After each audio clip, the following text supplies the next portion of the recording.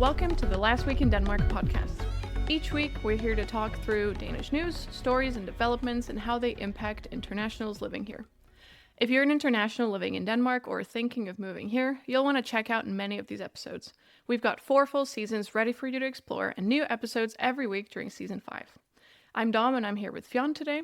This episode, we're going to discuss 4 very exciting topics, namely a major Supreme Court ruling from last Tuesday that could cost insurance companies millions. The barter economy is picking up in Denmark, but what about the taxes? And then a new app to create mother groups based on values, not just your zip code. And last but not least, are you frying your brain with AI? Before we get going though, we'd like to ask one thing. If what we're talking about resonates with you, you agree or disagree with us, please leave a comment for us on Spotify or YouTube. We're here to help internationals in Denmark stay informed and feel connected. Thanks for helping us reach more people like you. So, hello Fionn, nice to see you again. Hey Tom, how are you? I'm doing very good. I'm dog sitting right now, so I have a little furry friend for the next few days with me, so it's a nice change. I am supremely jealous of you right now. I have a 7-year-old at home who is very keen to get a pet, and he is very distraught about the fact that we've told him his little sister, who's just turned 3, should maybe be like 4 or 5 before that responsibility is introduced in her life. And he's really been beating himself up about this whole thing. And, I have to have my parent voice on and explain why maybe we need to wait a little bit. And inside, I'm like, buddy, I am with you. I'm on your side. I don't care if it's a dog. I don't care if it is a cat. I mean, as long as it is vaguely fluffy and wants some cuddles, I want it in my life. You're game. I'm game. Yeah, I'm jealous. Yeah, but it is a huge responsibility. And I think that's what made me realize that I'm an adult is when I realized that I probably would not want to have a dog now because it's just too much responsibility. And it's a sad moment in life to come to that conclusion, to lose your innocence. It's the thing about aging. When you're a teenager, it feels like, oh, I didn't do that, but there'll always be another opportunity. That door closed, but it'll open again in future. And that's part of getting older is like that door closed. And sadly, I have to admit to myself that I am never going to be a rock star with purple hair. It's not going to happen at this point in my life. Yeah, but you can be cool in other ways, right? I mean, you are a podcaster, so. Yeah, so despite being a podcaster, maybe we can be cool in other ways. The last few days, it was tax back money in Denmark. And if you're very bad at estimating what you're going to make in a year, like I am, it's a great saving scheme because then you get some taxes back each year. Or if you're really bad, maybe you have to pay them more. But typically, apparently, we're on the side of getting some money back. I went out and bought a new pair of binoculars for myself today because, Speaking of aging, I've been getting into bird watching and I've very embarrassingly been using my son's child's binoculars. They're came in a National Geographic magazine or something. Yeah, so I treated myself today. So wow, that's definitely scratching the surface of cool, I think. Yeah, I don't even know what to say to that. You don't sound convinced. No, I'm very happy for you though. Thank you. Okay, well, I think that's a good point to segue into the first topic maybe. So we are supposed to talk about a major Supreme Court ruling. So 2 big Danish insurance companies, Tryg and Almindelig Brand, they're falling recently on the stock market following a recent ruling on Tuesday. The Supreme Court concluded in a landmark case that compensation is awarded for a loss of earning capacity of 5% or more, where previously the threshold was 15%. So have you heard of this, and do you even know how loss of earning capacity is calculated? Yes to the first question, no to the second. I am beautiful, but I'm not intelligent. I have heard a little bit about this story, and to be honest, I hadn't even been aware at first that there was this 15% limit, although I didn't have strong feelings on it one way or the other. I'm lucky enough that I have never had an accident or a debilitating injury in the workplace and had to think about this. I think obviously you mentioned the stock prices of these 2 companies falling, and naturally our heart always bleeds for the shareholders. Of course. But there is also a human story in this as well, which is a woman who suffered a concussion after a car trunk, I think, hit her head while at work. And that case kind of became a test on whether smaller losses of earnings should still count as compensation worthy. And yeah, I think it's an interesting story, because the court has kind of said that just because an injury doesn't destroy your whole working life, it doesn't mean that there's no economic cost to it. And I don't know if I would say I was a little bit taken aback by that, but maybe confronted by it in a way that I haven't really had to, and as I said, been very lucky that I haven't had to think about this before. Because if somebody loses 5% or 10% of their earning capacity, it's a small number, but maybe that's the kind of loss that can really reshape a person's life over decades. What do you think? For sure. Yeah, for sure. I think it can really make you change the way you think about your career. I think a good example could be if you get sensitive to blue light, for example, and you can't stare at a screen for too long. That is a loss of earning capacity. And yeah, the reason I asked you if you know how it's calculated was because I also didn't, and I looked into it. Because to me, it seemed like a very abstract thing. How do you calculate that? And basically the way they do it is they subtract your post-injury income from your pre-injury income. They divide that by your pre-injury income, and then they multiply that by 100. And that's how you get the percentage. So it's basically the difference of what you could have made without the injury. Yeah. And what you are making right now.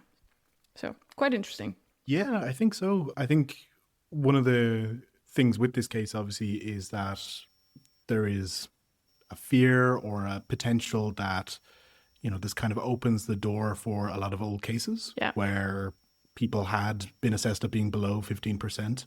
I saw the Union HK, or HOCO, as I'm sure it is for a Dane, saying that some people might now have a claim, whereas I think it's Ankestyrelsen, that's the Danish Appeals Board. They were basically saying that they're still reviewing the judgment and they'll later kind of explain what it means in practice and give some concrete cases. So a door is opened here. We don't know how many people are going to be walking through it. But what we have definitely seen with this is Dansk Industry being a bit worried. So that is the representative or the lobby group for Danish businesses, worried about the retroactive costs that this could bring to either employers or insurance companies or the government, right? Depending on how compensation would actually be paid out. For sure. I think I read somewhere that Tryg set aside a one-time provision of 1.2 billion crowns before tax for exactly compensation in old cases. And it is a thing that is going to, I think, change quite a lot, because the Supreme Court is as high as it gets, and it sets precedents for the future. And then I think there's also a number somewhere that there may be 53,000 cases that are eligible for compensation. So I think it is quite interesting to see where that will go. Obviously, with this podcast, we tend to think about things through the lens of internationals living in Denmark. And I was kind of thinking, well, does this affect them more or less than anyone else? And I think what I came up with was that, no, this probably doesn't affect internationals more than the general population, but it could still matter quite a lot. Maybe if you're listening to this and you're thinking, well, would this apply to me? You shouldn't assume that this only applies to Danes, because if you were working in the Danish workplace and the Danish workplace industry system, that should kind of apply to you, right? If the work injury caused a clear, lasting loss of earning capacity. Now you know how to calculate that. But I think maybe what could be interesting is that this ruling could be hard, obviously, for people who've subsequently left Denmark. It could be hard just based on finding the documentation and putting all that together. But the one thing I was thinking maybe is there are some, obviously, international employers, but there's also some sectors that really employ a lot more what you would maybe think of as stereotypically as migrant labor. And those are very often actually more likely to have workplace injuries, because by their nature, many of them are more physical skilled labor rather than, somebody getting carpal tunnel syndrome from clicking their mouse too often. For sure. And I also think that maybe one more thing to consider is that there is quite a language barrier, and it's not always easy to understand how all those insurances and systems work as an international. So I think there could be more of a challenge there if you were not born here and don't speak the language so well. Absolutely. It's something that is for everyone, but I think it's maybe easier for internationals to potentially miss out on compensation that they could have been entitled to. For sure. Well, speaking of compensation, there is another type of compensation or, I don't know, currency that is becoming popular in Denmark, and that is the barter economy. So people have recently taken up swapping everything ranging from ceramics, experiences, or plants and tattoos even. They do it usually online, on Instagram or Facebook. There's different forums for that. The proponents say that it's a sustainable alternative to consumption and buying new, but experts warn that not everyone knows about the tax implications. So, when was the last time you swapped something?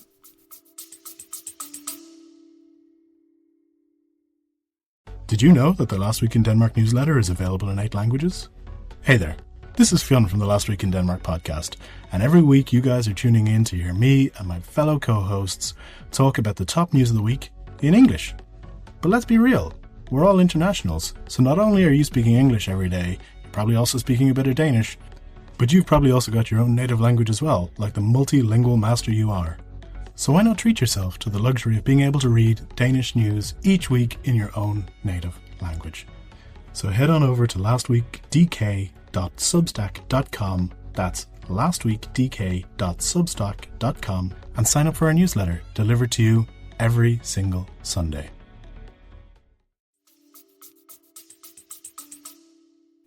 That is such a good question. And that's a question that you would think I thought about. And I definitely didn't. I'm trying to think the last time I swapped something.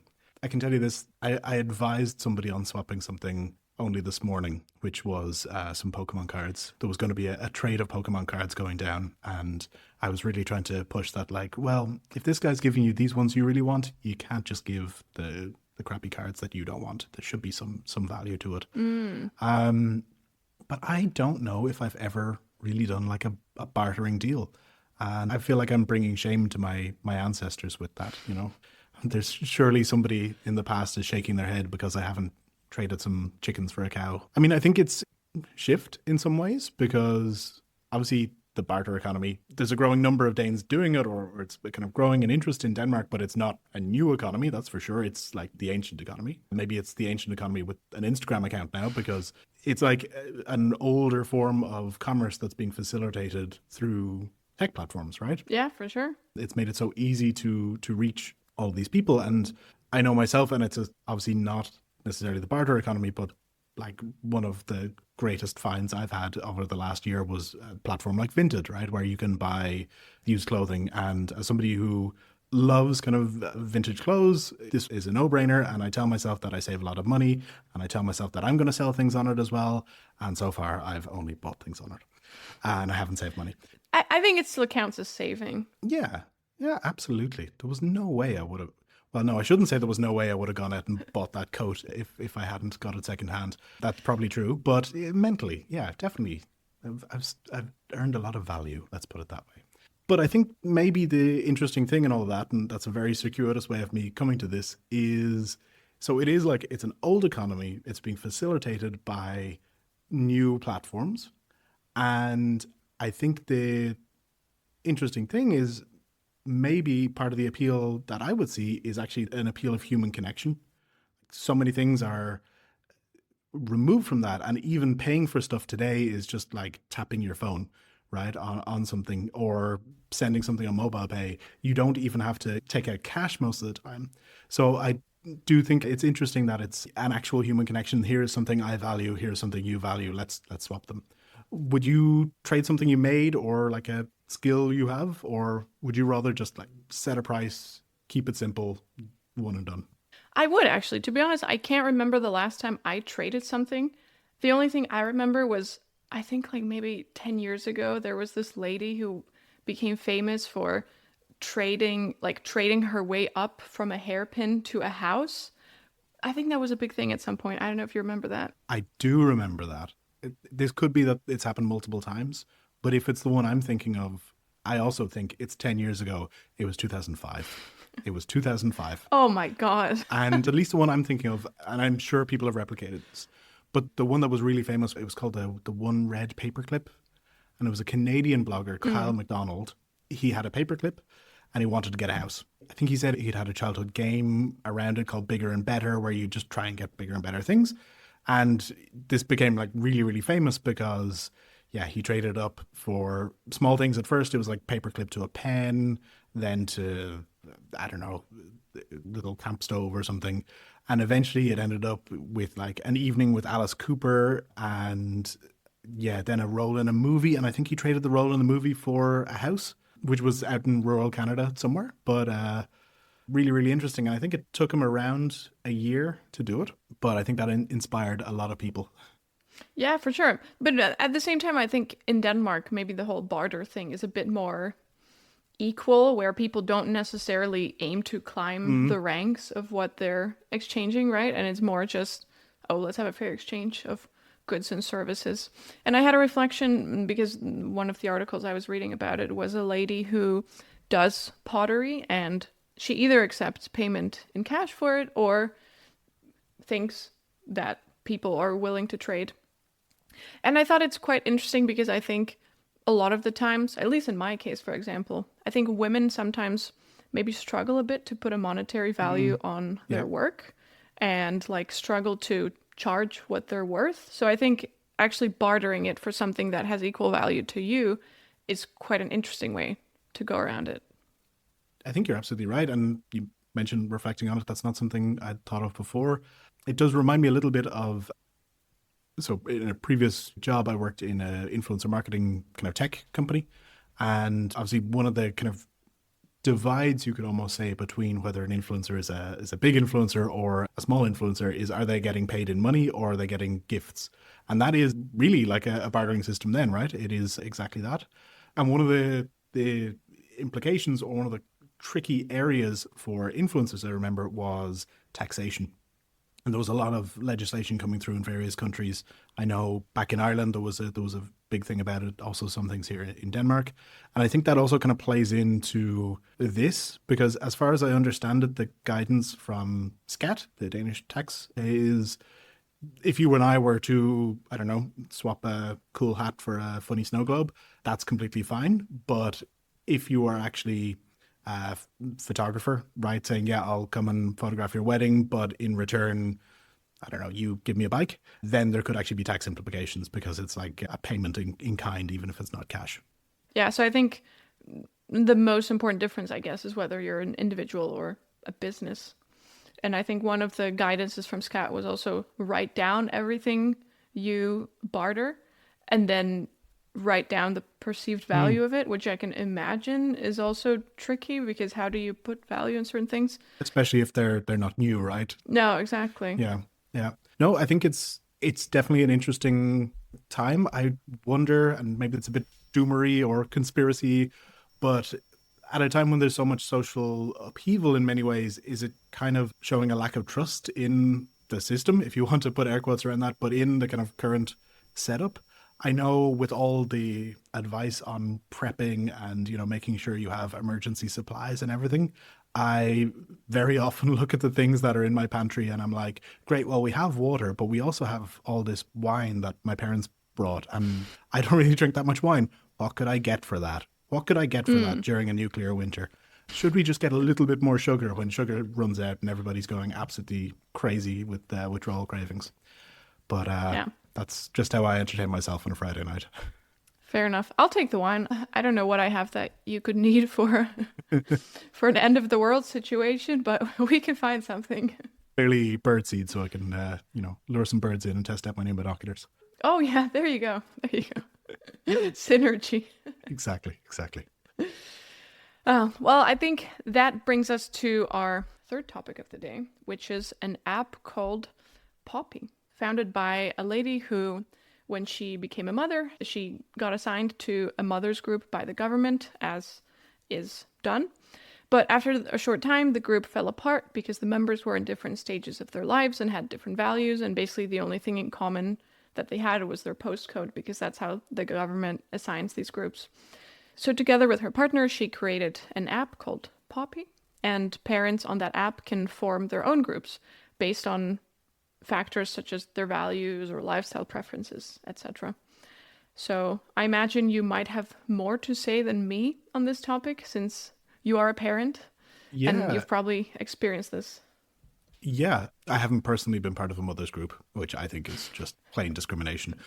But I do know somebody who has. And I I found this story quite interesting, and I'm a little bit torn in terms of my feelings around it. I think, first of all, I do think there is a lot of good idea in this. And I can say, in terms of why I think it's a good idea, well, I have two kids. When we had our first child, we actually lived in another country and we moved to Denmark when my son was only about 5 months old. And my partner is Danish.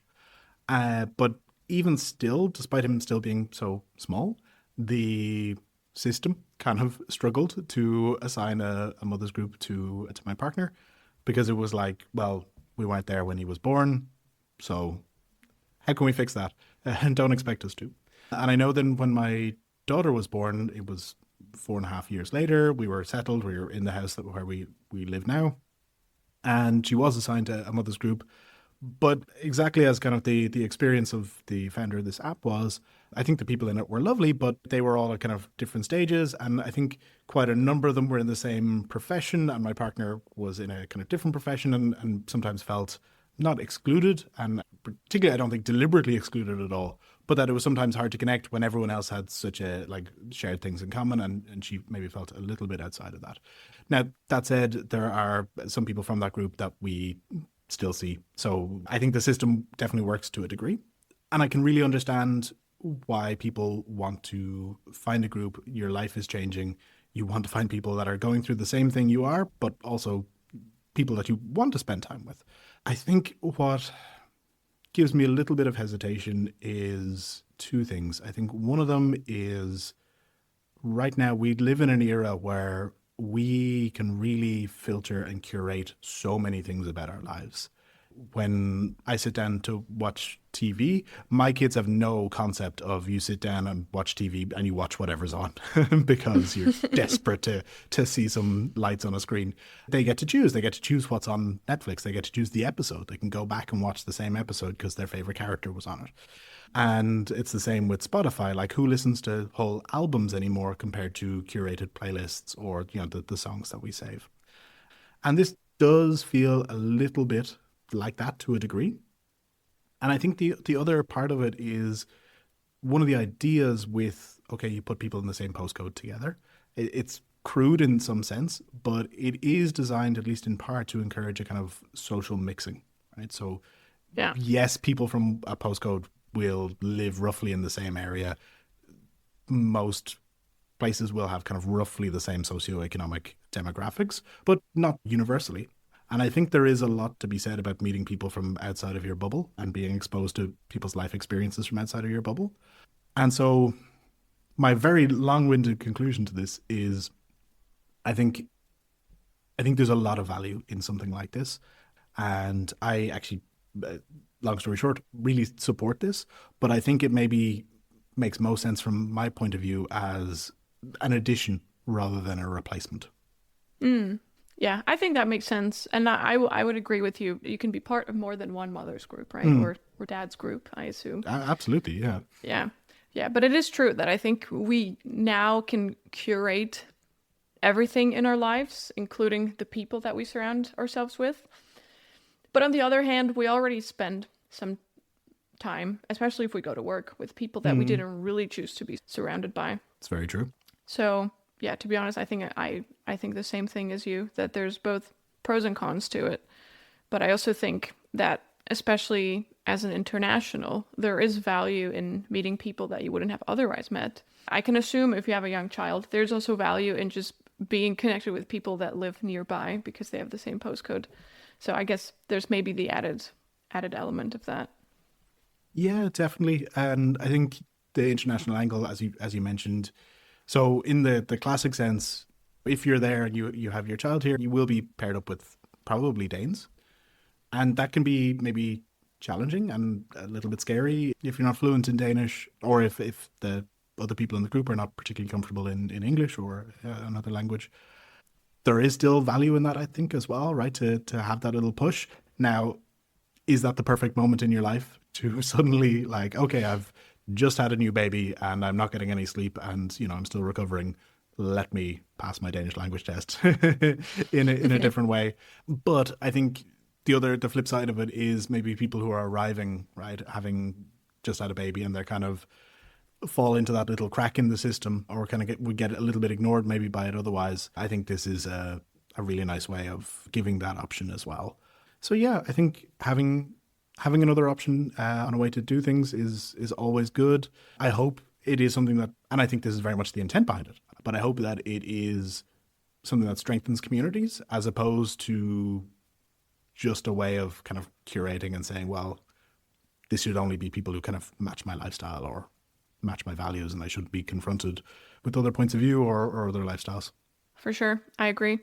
And it's also just good practice, I think, for who you are as a person and for your brain to engage with something that's maybe a little bit outside of your comfort zone, which brings me in a very smooth segue to our last topic. Bravo. So there was a new study published in Harvard Business Review, and it shows that 1 in 7 people who use AI at work experience AI brain fry, which sounds like a noodle dish you would order somewhere. Can I have 1 AI brain fry, please? We're only a few years away from that being reality. Yeah, I wouldn't be surprised. So it's basically a phenomenon where excessive AI usage, it tires out your brain, leads to headaches, brain fogs, and trouble focusing. Have you experienced AI brain fry? I don't know if I have. I'm probably still in the other 6 out of 7 people so far. That's good. Yeah, so far. I mean, my brain is completely wrong for many other reasons, but those are all my own fault. I can't blame AI for those. No, I think AI is a very complicated topic, and I think we're going to be talking about it for many, many years. Obviously, it is completely revolutionary. You don't need to be listening to me on this podcast to tell you that. But I think I've two kind of experiences with it. I use it every single day. I use it for work. It is great at reducing or automating so many of the tasks that I have to do, which by themselves maybe don't add value, or they're necessary, but they are not the either things that spark joy in my life, or they are things that just need to be done, and they need to be done well. And of course, they need to be checked that the output from the AI is correct. But then I have hopefully more time to focus on the things that, I want to do. And in my job, I do things like this. So I help produce podcasts and webinars and events and video series, which I love. The thing I don't love is when, and this is not just going to be my therapy session, but it's when, right, you are maybe under tight deadlines or something comes up and it's like, you can do it, just use AI. Yeah. And okay, for us to actually achieve this timeline, we're going to have to, but I'm going to have to use AI for the bits I want to be doing. And the bits that I would love to have a disembodied robot doing, like the stakeholder management, like chasing people, hey, we need your input if we're going to make the thing you want. That's still the stuff I need to be handling, and the creative briefs and everything are, at least in part, being formatted and everything by AI. So that's, I think, definitely a challenge, right? That balance.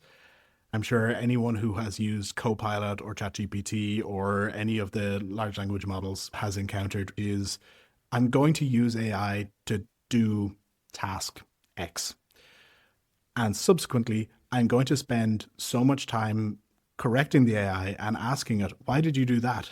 Yeah. I asked you to take A and output B, and you have given me a weekly shopping list instead. And that, of course, is very frustrating and very draining. So yeah, I think it's very much a double-edged sword for so many reasons in society, but I can really understand people getting burned out about it. And the idea that it's something that should be kind of a force multiplier. I can be more efficient with this, but can sometimes turn into, well, my superiors or companies just will expect so much more and expect things that, well, just use AI for it. And it's like, an AI can't do that, or definitely can't do that well. You're just going to expect more from me with a kind of excuse that, you should just use this magic wand to make everything perfect. Yeah, totally agree. And I think the study was also showing that while it's 1 out of 7 people that get this brain fry from using AI, when it comes to marketing professionals, it's actually 1 in 4, which I think both you and I are to a certain extent. Mm-hmm. In my case, when it comes to AI usage, I try and use it like a boomer. I think there's some things that are good in life that you do like a boomer. So I try and have some stringent rules about it. And I think one of the most important things you can do is not use it to create stuff and leave the creation. Like, I know so many people who use it to generate emails and things like that. And I mean, if you're not writing your own emails, then what's even the point of having you as a person? So I think it's great for when you study certain things and you have certain things explained to you. I use it a lot for that. Also just correcting things when you're done with something. But yeah, when I see the amount of AI slop out there, that depresses me a bit. And I think that's the thing. So one of my wishes in life, right? If I could change something about myself, I would love to be more artistic in the sense of actually being good at producing art. I'm artistic in the sense that I love consuming art, but don't ask me to draw anything because you will get a stick man. There's been times when I found that very frustrating. It's like I feel like I have all these ideas. I would love to be able to visualize them, and I can't. And of course, with AI, well, that kind of barrier to entry is somewhat lowered. Now, I think there's an ethical thing about, do you just replace artists with a soulless machine? I don't think we should, especially when those machines have been trained on actual people and living artists' art, whether it be images or words or music. And I think that is a real kettle of fish to open up. But the thing I kind of regret that AI has done is it has really dramatically lowered the bar for quality and quality acceptable to put out. So you mentioned AI slop, and I think it's the perfect word that we as a society have come up with to describe so much of the output, which is really low effort, especially around the generation of art and images. And I kind of feel like, okay, well, I've had to learn to deal with not being able to paint a perfect canvas. That shouldn't just mean that we can tell AI to do it and it makes something actually pretty terrible a lot of the time, but we just say, this is perfect, let me post this as part of some official campaign or onto a LinkedIn or something like that. I've seen a lot of people clearly using it to create things. It could be a LinkedIn post or a blog or something, and not even taking out the here is your polished version that makes you sound, really, really smart and knowledgeable. Even in the days of let me copy the Wikipedia article, most people knew to remove the byline or the link buttons at the bottom. And it just seems like that is eroding that level of self-awareness or standards that people have around what they actually produce and what they want, the world to see as their work. Yeah, for sure. And I think that also goes back a little bit to just respecting things made by humans. So in my case, I've always been into music and singing has always been my passion. I mean, I'm not perfect, but it's something I've been honing this craft for many, many years. I recently started taking up piano lessons, and it takes a lot of time. It takes a lot of time to read notes and play a song and train your voice in a way that people want to listen to it. And then you put so much work into something that you're passionate about, and then you speak to people who use an AI software to generate a song in a few clicks, and it just feels like, I don't know, it feels a little bit disrespectful to the craft of art that people do in their free time. 100%. And one of the things that it really reminds me of is modern art. So when I was a kid, I loved art. I loved going to art galleries. And then I was privileged enough to be taken to MoMA, the Modern Art Museum in New York. And I was just horrified. What is this? It's a glass of water on a shelf and the label says that this is an oak tree. I thought somebody has just absolutely spoofed on this. Some huge big painting and it's enormous, but it's all red. That's it. And, who's this guy Rothko? And then I still think within the artistic world, there can be some chancers, as we would call them in Ireland. But understanding as I grew up, as I studied art, that you're not seeing just the thing. You are seeing the process that an artist has gone through to come up with this, right?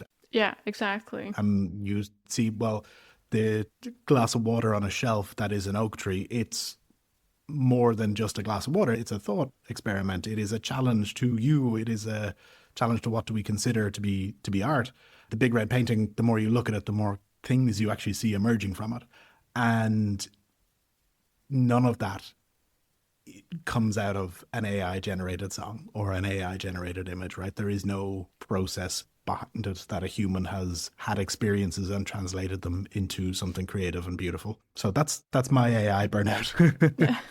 No, I 100% agree. It's not just the physical output, but what got you there and what it makes people feel. I also think art is always inherently political. So what message are you sending with it too, from your heart, basically? So that is an aspect of it. But I think on the other hand, there is a bit of a movement now towards actually appreciating human-made stuff. And I think people do maybe think about it that way a bit now, where I think people would rather get an ugly ceramics cup made by their friend than, I don't know, a super polished mug with an AI picture on it. So I hope that it will keep on moving that way and people will give it some more thought. Right there with you. All right. Well, I'm glad we agree. And yeah, to any of the listeners wondering, we are real people, not AIs. For now. For now. Well, I think maybe that is a good way to end it. That we're real people. We're still here talking about politics and we're not going anywhere. Yeah. And I think that's a nice red thread maybe between the different stories this week, right? It's kind of all about value, like the value we put on our working life, the value of things we trade and create that transcend money. And of course, with the app and the idea of forming these groups, like the value of who we surround ourselves. And I think going through all of those and really going through our last topic, the value of human connection, whether it is through something bartered or the people you choose to meet or the things we create. Yeah, totally agree. I think it's the perfect way to end. Thank you for a great conversation and I will see you next time. And thank you for listening to the listeners. Bye-bye.